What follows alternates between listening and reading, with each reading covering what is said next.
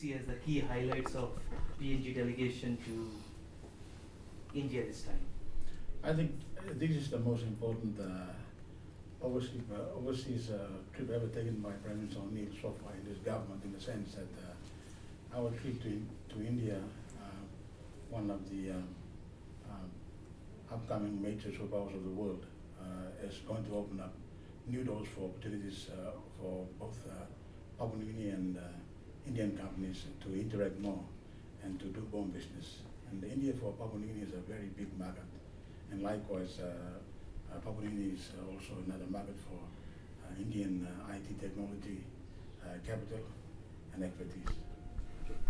Minister Duma, as a Minister of Transport and Infrastructure of Papua New Guinea, what synergies and you see as PNG and India can collaborate on for PNG in the infrastructure sector? Particularly in the sense that India has a long history of construction, particularly to do with roads, harbors, and airports. And Papua New Guinea can learn a lot from India. There's so many opportunities I see, and I'm just overexcited with the prospect that this trip led by our Prime Minister is going to lead to more opportunities for both Indian and Papua New Guinea companies to do more business. And would you see this could be a skill development exercise, or you would also encourage Indian investment into ports and infrastructure sector? Both sectors. We all know that India is leading in the world in terms of IT technology, and Papua New Guinea can learn a lot. And in terms of the infrastructure sector, Indian companies have the expertise. They have built roads, railways, airports, and even ports in some of the most rugged terrain in their country. And I can see that there are more opportunities for Indian companies to continue their excellent traditions in our country when they do make the decision to invest in our country. If given an opportunity, it's your wish, and you have to ask, this is the project that India, this is specific project that you see India working with PNG, what would that be? I'd see Indian companies becoming more involved in helping us build roads, linking all our citizen countries, towns to our capital city, Port Moresby. We must remember that Port Moresby still is not linked to other citizen towns of our country.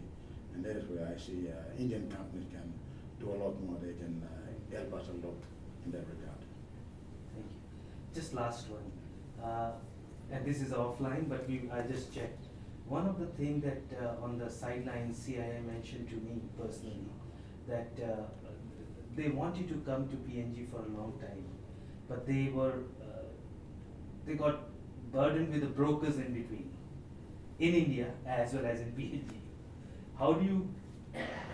What kind of comfort would you like to give as a minister or as a part of the cabinet of Papua New Guinea, that would they be able to access the government ministers directly, or they have to still go through brokers that comes?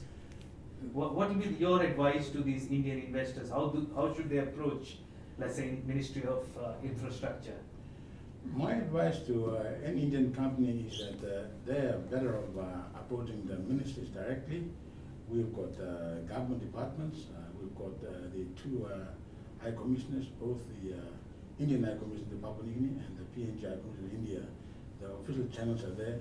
And of course, we've got our Prime Minister, Peter O'Neill, who's here in person, and he's told many of those Indian companies that they are welcome anytime, which means they can have direct access to our Prime Minister and his ministers and key members of the government departments.